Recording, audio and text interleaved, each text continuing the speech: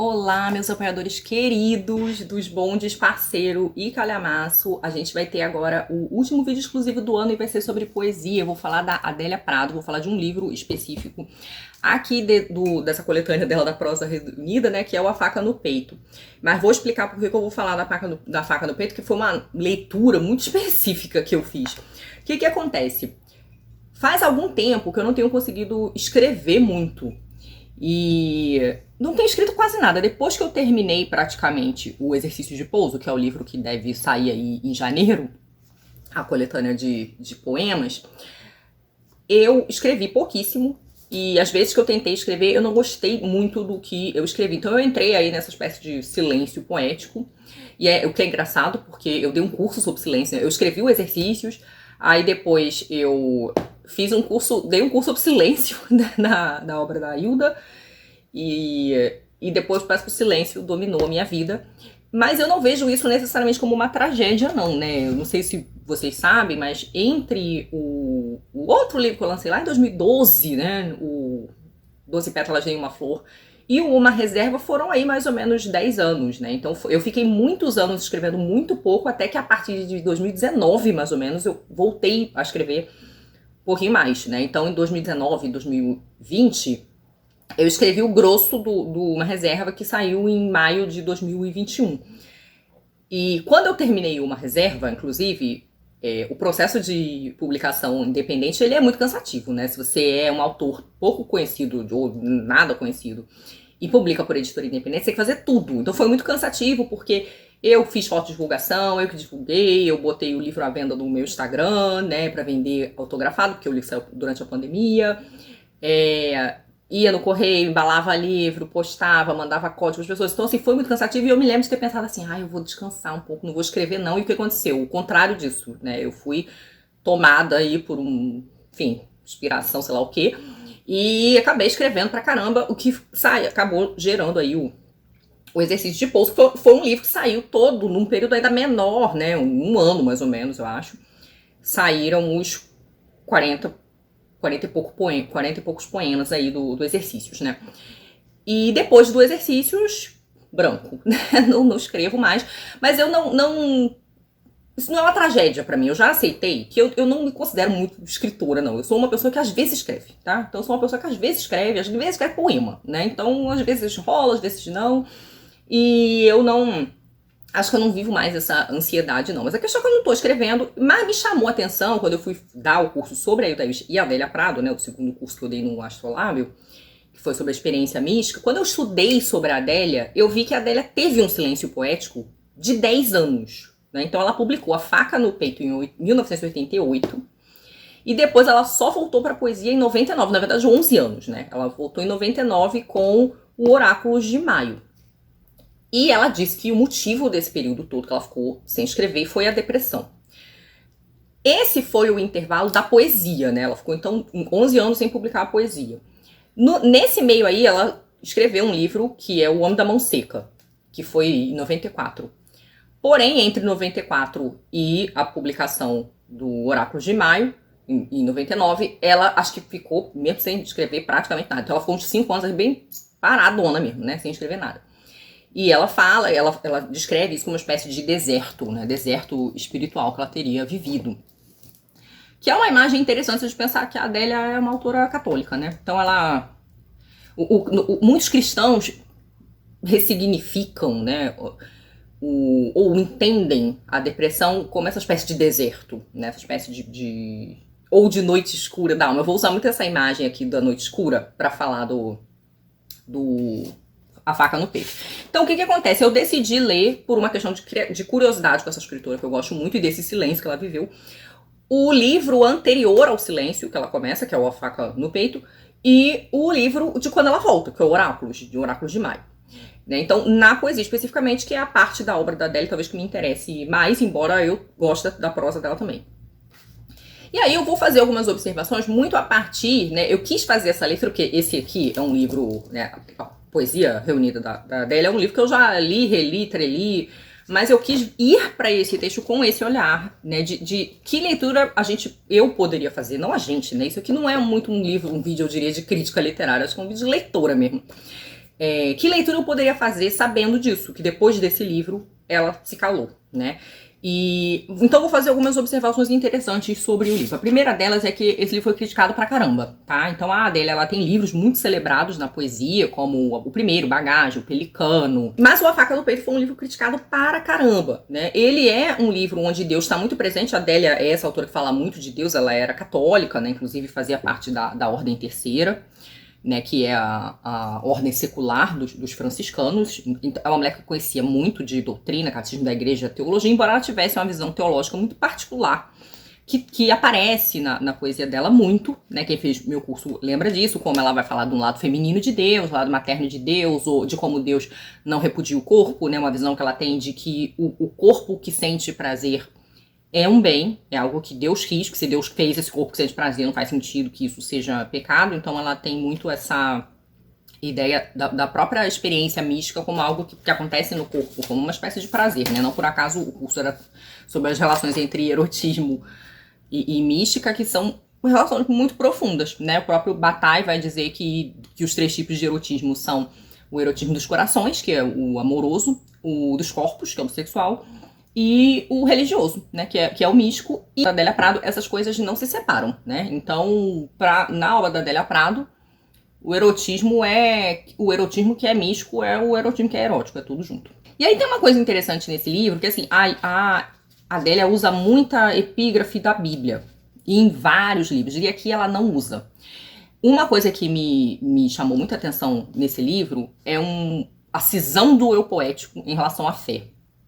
Esse livro está dividido em 2 partes. Ele tem 36 poemas e ele está dividido em 2 partes que se chamam Por Causa da Beleza do Mundo e Por Causa do Amor. E tanto a beleza quanto o amor estão associados ao divino. A beleza vai ser descrita em vários momentos como uma manifestação do divino no mundo, embora exista uma dúvida o tempo inteiro nesse livro. Eu acho que é possível fazer uma leitura de um eu poético, ele já ali sondado por esse deserto espiritual. Porque ela, em vários momentos, ela vai duvidar da presença de Deus nas coisas. E de que a beleza é a presença de Deus nas coisas. Então ela afirma e nega, ela afirma e nega, ela afirma e duvida. Então é como se ela viesse dessa certeza de uma mulher de fé, mas ela já não se conecta com isso, né? E essa é uma experiência muito comum em vários religiosos, né? Vários religiosos teriam reportado, como Santa Teresa de Lisieux, Madre Teresa de Calcutá, São João da Cruz, que são essas pessoas que têm muita fé, mas em determinado momento elas se sentem muito afastadas, é como se elas não sentem mais a presença do divino na sua vida. Eu falei da noite escura da alma, que é um termo que fica muito conhecido ali na literatura cristã como esse deserto espiritual, então esse processo de afastamento, mas também como o processo de aproximação de Deus, né? A Noite Escura da Alma é um poema do São João da Cruz, né? João da Cruz, poeta espanhol, onde ele vai falar da aproximação do divino, que é uma noite, porque a experiência mística, ela é um conhecimento do divino, né? Os místicos descrevem como um conhecimento divino que não é racional, ele não passa pela razão. Ele é um conhecimento de outra ordem. E ele lida com algo do desconhecido, né? Então, o Deus é muito desconhecido. Deus não se parece com nada que já tenha sido visto. Então, o processo de se aproximar do divino, vários místicos descrevem assim, é um processo em que você está lidando com coisas que você não sabe e com experiências e sentimentos que você nunca viveu. E por isso que é uma noite, porque você não distingue formas. Você está ali no desconhecido, né? No incognoscível. Então a noite escura, ela é ambígua nesse sentido, porque ela é a aproximação desse divino, que não se parece com nada, né? Não por acaso existe essa tradição da teologia negativa, só se pode falar de Deus pelos atributos negativos, ou seja, pelo que ele não é. É impossível descrever Deus. Mas também essa experiência do deserto espiritual, que é da ausência, né? A Simone Weil diz que Deus se retira, né? Que Deus ele põe a centelha, mas ele não se impõe, né? Ele se retira e que o movimento erótico, de certo modo, é parte do sujeito de querer buscar, né? Mas para Simone Weil, esse processo de querer ou não buscar, ele passa por uma certa aridez mesmo, é pelo sofrimento. Então você vive o sofrimento, e aí a questão é, a partir desse sofrimento, você é capaz de buscar o divino ou não? Você entende que não é preciso ter divino nesse mar de sofrimento, né? Então, só para dar uma contextualizada aí em relação à Noite Escura, que eu acho que esse livro aqui é um pouco a Noite Escura da Adélia Prado, tá? E o interessante que eu tava falando da epígrafe, né, que esse é um livro que não tem epígrafe de Bíblia, que ela sempre põe, é que ela põe uma epígrafe do Guimarães Rosa, do Grande Sertão Veredas, que é um livro que ela cita muito, né, o Guimarães parece ter sido uma grande influência para ela, e a epígrafe é: coração da gente, o escuro, escuros. Então, ó, a noite escura aí, né? E aí ela vai... vou falar aqui um pouco de alguns poemas dela. Não me estender muito, não dá pra falar dos 36 poemas, vai ficar muito grande. Mas eu acho, assim, vou falar de coisas que são importantes em relação à poética dela de modo geral e a essa questão da noite escura que ela parece estar vivendo, né? Uma coisa, por exemplo, que ela fala num dos primeiros poemas, que é o Destino do Alvissareiro, é do sofrimento do poeta. A Adélia costuma descrever o trabalho do poeta como um trabalho inspirado por Deus. Então, assim, o poeta seria poeta não porque ele quer, mas porque Deus escolheu ele para essa missão aí, que é falar. Mas a Adélia nem sempre ela descreve esse ofício de poeta como algo bom, porque ela diz que o poeta sente muitas coisas, nesse sentido ele é um sofredor, né? Então, ela tem vários poemas onde ela fala sobre estar cansada de ser poeta. Não quero mais ser poeta, tô cansada, sofro muito, né? Ela tem vários desses poemas, e esse, O Destino do Alvissareiro, ele é um poema assim, né? Ela vai dizer o seguinte: o poeta sofre o ridículo de passear na cidade com a coroa de louros. Salve, cantor das multidões! Assim o saúda o tolo com picardia e desdém. Amém, ele responde. Amém, amém, desespero impossível.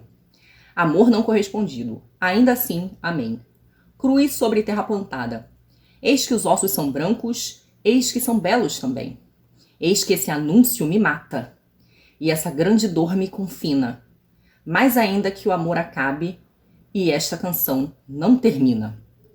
Né? Então ela fala esse anúncio do poeta, né, como salve poeta, é uma coisa que tá angustiando ela, né? Ela tá sofrida. Ela tem um outro poema que eu achei muito interessante, onde ela vai, eu não sei se é uma alfinetada no Cabral. Nesse ponto eu lembrei da Hilda Ilst, né? Ela não vai citar o nome do João Cabral, mas parece que ela tá falando dele. Então é um poema que chama A Formalística, e ela vai fazer uma oposição entre a visão que João Cabral tem da poesia como um artefato, algo que é burilado, que é trabalhado, e a inspiração, né? Porque nesse ponto, a Hilda Ilst não ia muito com a cara da Adélia, não. Ela não gostava muito, não. Mas a Hilda tem a mesma opinião da Adélia, de que essa coisa de que o Cabral dizia que não tem inspiração nenhuma para escrever, que ele era um idiota, né? A Hilda fala, ele era um idiota, né? Ou seja, ela acredita na inspiração. A Adélia, como eu já falei pra vocês, acha que o negócio é inspirado pelo próprio Espírito Santo, né? Ela tem uma imagem aqui que é forte demais, mas é muito interessante para falar da poesia do Cabral. E ela vai dizer assim: poeta cerebral tomou café sem açúcar e foi pro gabinete concentrar-se. Seu lápis é um bisturi que ele afia na pedra calcinada das palavras. Imagem que elegeu porque ama a dificuldade, o efeito respeitoso que produz seu trato com o dicionário. Faz 3 horas já que espuma as musas. Eu achei interessante o uso dessa palavra, porque ele tem algo de assédio, né? O dia arde, seu prepúcio coça. Olha essa imagem, né? Daqui a pouco começam a fosforecer coisas no mato. A serva de Deus sai de sua cela à noite e caminha na estrada. Passeia porque Deus quis passear. E ela caminha. Então aqui ela tá falando da pessoa que age que Deus quis que ela disse, que é o que ela acha que acontece com o poeta. O jovem poeta, fedendo a suicídio e glória, rouba de todos nós e nem assina. Deus é impecável. As rãs pulam sobressaltadas e o pelejador não entende. Quer escrever as coisas com as palavras. Então ela faz essa oposição interessante de como se fosse possível falar das coisas com as palavras e não com qualquer outra coisa, né? Com qualquer outro sopro aí transcendente, que é o que move a religiosa que sai de sua cela, que no caso dela é como ela entende a poesia. Mas eu gosto muito dessa imagem, né, que ela fala que o lápis dele é um bisturi, mas depois o lápis dele é quase como um falo, né? Porque ela fala, faz 3 horas que estuma as musas, né? Então ele tá sediando as musas. O dia arde, seu prepúcio coça, né? Então, enquanto ele tá ali tentando escrever, prepúcio coça. Gente, eu acho a Adélia sensacional, eu acho essa imagem fortíssima. A morte vai estar muito presente nesse livro, ela vai falar, ela vai lamentar, vai falar, por exemplo, do velório de pessoas, ela vai falar da morte como amor, né? Na segunda parte do livro, ela diz que a morte é o amor quase como se fosse um alívio, né? Ela associa... O que é interessante porque, num sentido erótico, né, existe uma morte simbólica, né? O Bataille já dizia que é uma espécie de morrer no eu do outro. E aqui ela vê a morte como uma espécie de alívio, e eu acho que como amor, porque sendo a Adélia cristã, a morte para ela não é um fim para o nada, né? Eu acho que é um fim para o divino. Então, nesse sentido, eu acho que ela busca esse erotismo religioso mesmo, né? Então, de morrer no divino, né? Ou voltar, se reunir ao divino. Existe uma espécie de desespero do eu poético nesse livro, que é ela tenta ver, ela entende, ela tem esse entendimento prévio da beleza do mundo como manifestação do divino, porém parece que ela já tá numa fase não muito convencida disso. Então ela fica tentando se convencer, ou resgatar, ou preservar essa beleza como uma maneira de sair aí dessa falta de sentido, né? Que acho que é um processo que ela tá vivendo aí, esse processo de esvaziamento do sentido. Ela tem 2 poeminhas curtinhos, onde ela vai falar do divino, né? O Artefato Nipônico, onde ela diz: a borboleta pousada ou é Deus ou é nada. Essa imagem da borboleta vai voltar várias vezes, né? Como essa coisa de uma beleza. Ela fala do inseto alado como algo do espanto. Eu gosto muito disso na poesia dela. De como os insetos bonitos, ou os insetos alados, eles têm um quê de mistério, né? Que coisa estranha é esse animal. Ele só pode ser divino, essa beleza só pode ser divina, porque ela é muito doida, né? É uma coisa muito inusitada. E no parâmetro ela vai dizer: Deus é mais belo que eu e não é jovem. Isso sim é consolo. A velhice do corpo, ela é uma angústia para Adélia em toda a obra dela.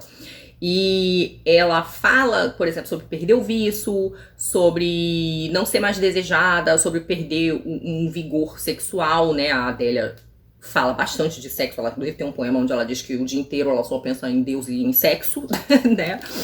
E então esse processo de envelhecer, ele é muito dramático. E ela vai ter vários poemas aqui falando disso. Ela quer ser libertada da temporalidade do corpo, mas ao mesmo tempo não quer. Então muito dividida em é bom ser humano, porque tem os prazeres. E eu gosto muito desses prazeres. Porém tem muita angústia. Então eu quero ser liberada da temporalidade, né? Então ela fica... É muito cindido o eu poético desse livro. Eu vou ler um poema que chama O Demônio Tenaz, que não existe, onde ela vai falar tanto do processo de envelhecer, disso que eu estava falando agora há pouco, como ela vai falar de uma certa infelicidade, como ela também vai falar dessa dificuldade aí de reconhecer o divino. E vocês vão ver como essa coisa é ambígua, né? Quer o divino, mas não quer. Acredita, mas não sente, né? E o nome é esse, O Demônio Tenaz, que não existe. A glória de Deus é maior que este avião no céu. E seu amor de onde o meu medo vem, mar de delícias onde caem aviões e barcos naufragam. Eu sei, eu sei. Eu sei também a coisa desastrosa, ser o corpo do tempo, existir, né? Então tá no tempo, existir, envelhecer. O intermitente pavor, o pavor da morte, né? A Adélia dizia que tinha muito medo da morte. Jonathan, a morte é amor. Aí eu preciso fazer uma explicação sobre Jonathan, né? Jonathan é uma figura que aparece sempre nas poesias da Adélia. Ele fica muito marcado a partir do livro O Pelicano. E Jonathan, ele tem diferentes significados, tá? Então, Jonathan é o homem amado ou o homem desejado. Jonathan é Jesus, então ele pode ser Deus. Em vários momentos ela tem um verso que é Jonathan é Jesus. E é um Jesus corpóreo, né? A Adélia é muito interessada nesse Jesus que é corpo, que é carne, e em toda a metáfora bíblica que fala de Jesus como pão, Jesus como corpo, Jesus como carne, a comunhão, que você come o corpo de Jesus, né? E Jonathan também às vezes ele é a poesia e às vezes ele é a inspiração poética. E a Adélia mistura isso tudo, né? E isso é muito interessante porque a perspectiva mística, ela tem essa coisa de simultâneo, né? De você juntar tudo junto. E ela trabalha várias coisas. Como eu falei pra você, se o erotismo na Adélia ele é ao mesmo tempo sexual, amoroso e religioso, Jonathan é ao mesmo tempo corpo, amor, sexo, poesia, Jesus, tá? Então ele é tudo isso. E aí ela vai dizer, Jonathan, amor, a morte é amor. E por que se tenho certeza, ainda temo? Então ela fala aí do medo, né? Por que um peixe é feliz e eu não sou? A infelicidade. É esquisito ser gente. Quando abri a porta da noite, lá estava um sapo de pulsante papo, um pacífico sapo. Pensei, Jonathan, disfarçado, veio aqui me visitar. Ainda assim, empurrei com a vassoura e fui ver a televisão. Então você vê que tem essa recusa do divino. E eu adoro essas imagens domésticas que a Adélia traz pro transcendente, né?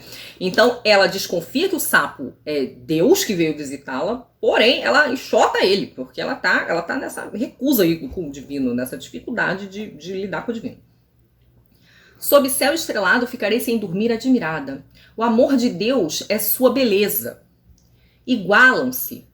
Quero ser santa como santa é Agnes, a que voa nas asas dos besouros, cantando para me acalmar com sua voz de menina. Desvencilha-te das cadeias que te prendem o pescoço, ó filhinha cativa de Sião. Os aviões causam medo porque Deus está neles. Me abraça, Deus, com teu braço de carne. Canta com tua boca para eu ficar inocente. Essa imagem da boca de Deus vai reaparecer em vários momentos, né? Como existe essa imagem de que Deus sopra a alma, o alento, né? A vida no ser humano pela boca. Em vários momentos ela busca essa boca de Deus, né? Então ela quer ser tocada pela boca. Ela tem versos onde ela fala da gengiva de Deus, do dente de Deus, como se ela fosse beijar Deus e bateu com os dentes no dente de Deus. Então eu gosto muito dessa busca pelo corpo de Deus, de certo modo, né? De como esse contato que ele se dê pelo corpo. E uma coisa interessante, por exemplo, para falar sobre essa coisa do Jonathan, é que parece na poesia da Adélia que o amor vivido com um homem, ele é uma expressão do divino. Então o amor que se vive com um homem, o prazer que se vive com um homem, ele é uma espécie de manifestação do divino para Adélia. Então isso é muito parte ali da sua teologia própria, né? Mas tem outros poemas como Matéria, por exemplo, onde ela vai também falar dessa falta de Deus e vai se perguntar, Jonathan existe? Jonathan, você existe? Né? Então você vê que ela tá nesse lugar de dúvida, nesse lugar de cisão. Num outro poema chamado A Seduzida, né? Que seduzida tem a ver já com essa coisa erótica, ela vai associar a morte ao amor, né? E aí ela vai dizer, por causa de Jonathan, minha idade regride. Por certo morrerei se insistirem só amar, sem comer nem dormir. Amor e morte são casados e moram no abismo trevoso. Seus filhos, e aí ó, a noite escura, né? Moram no abismo trevoso, né? A escuridão, seja do vazio, seja do desconhecido. Seus filhos, o que se chama Felicitas, tem o apelido Fel, né? Então ela associa dor e alegria.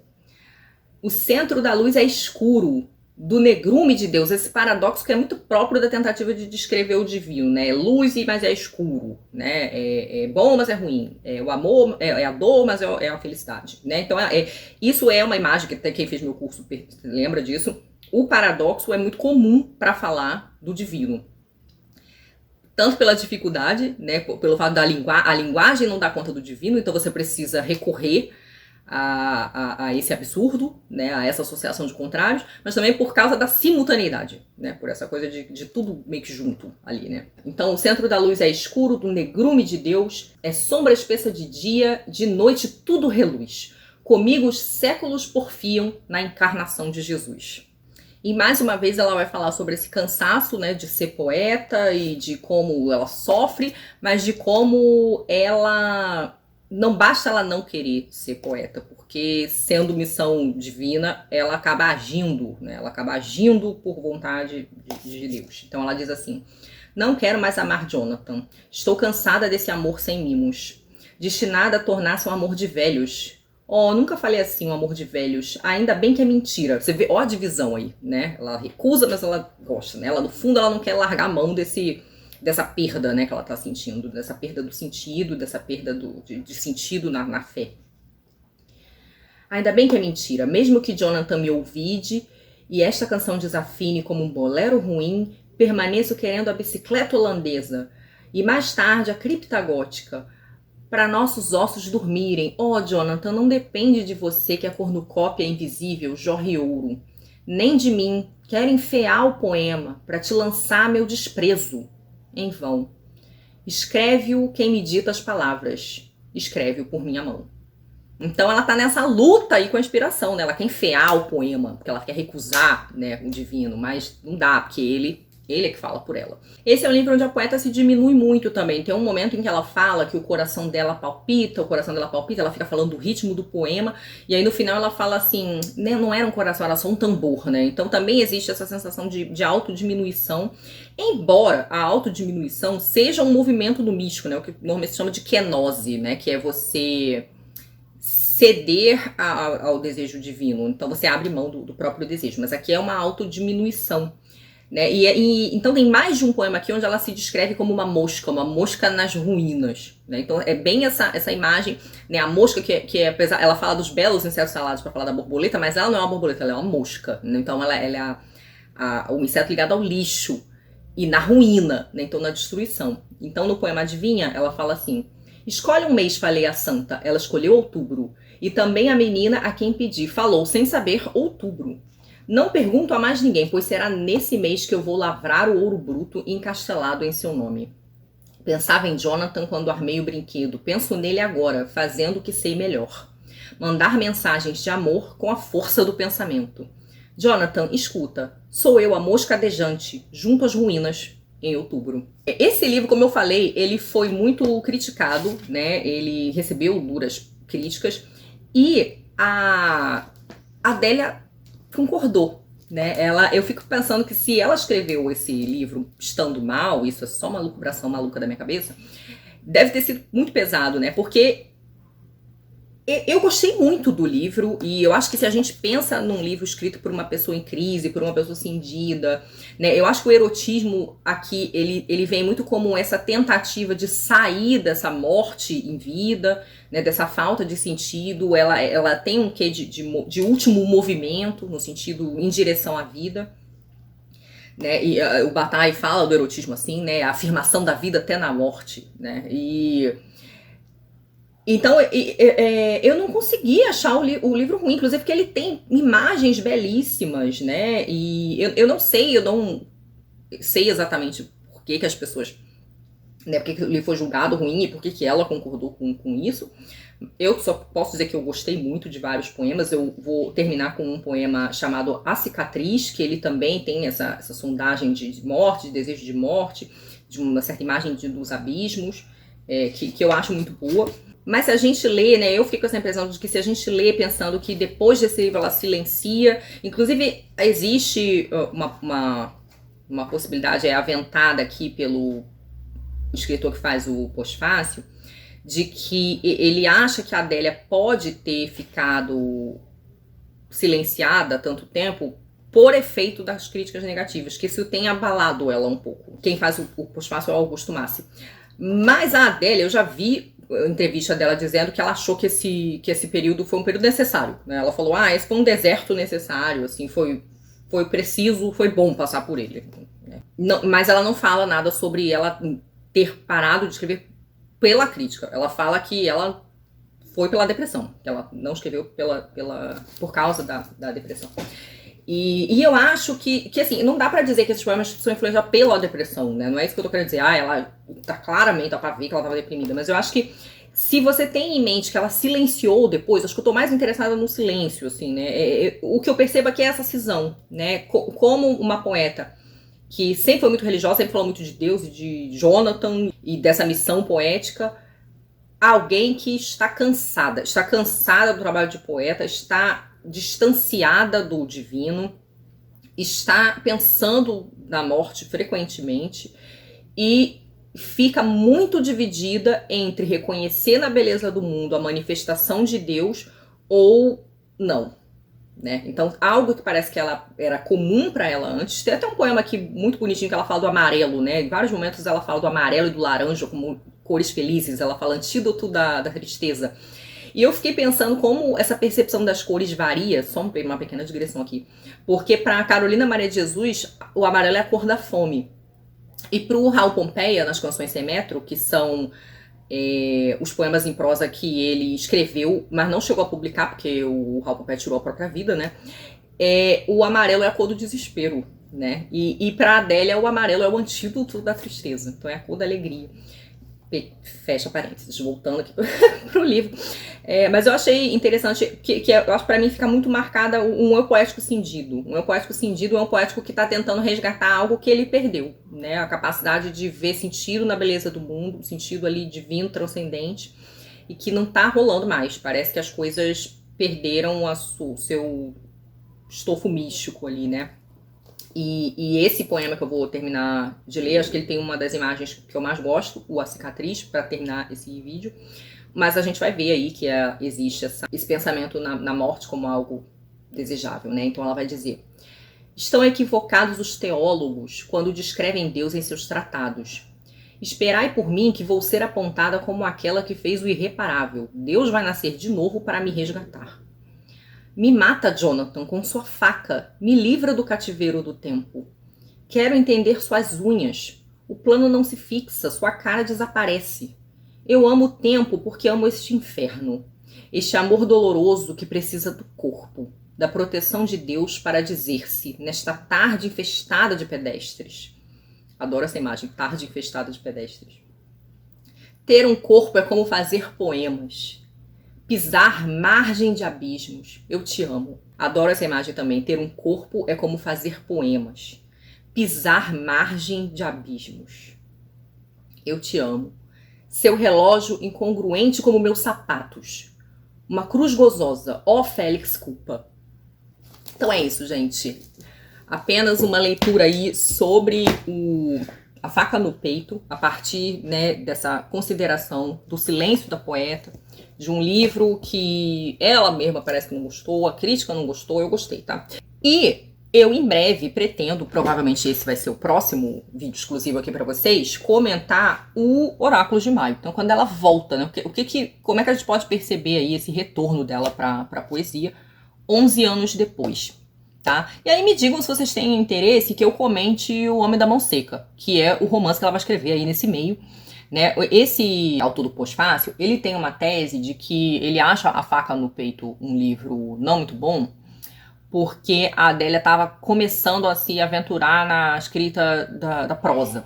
E ele acha, eu não concordei nada com essa opinião dele, mas enfim, mas ele acha que a prosa contaminou a poesia da Adélia, que a Adélia era uma poeta muito forte nas imagens poéticas e tudo mais, mas que quando ela começa a escrever a prosa, ele sente que a prosa contamina a poesia dela. Eu não vi problema nisso, assim, acho que tem vários poemas mais prosaicos que são maravilhosos, eu nem acho que é o caso desses, seja o caso desses. E aí vamos ver, se vocês quiserem, eu leio também O Homem da Mão Seca, que é esse livro aí que ela publicou em 94, mas a ideia mesmo era ler os livros que marcam o intervalo, né, poético. Então é isso, muito obrigada pela companhia.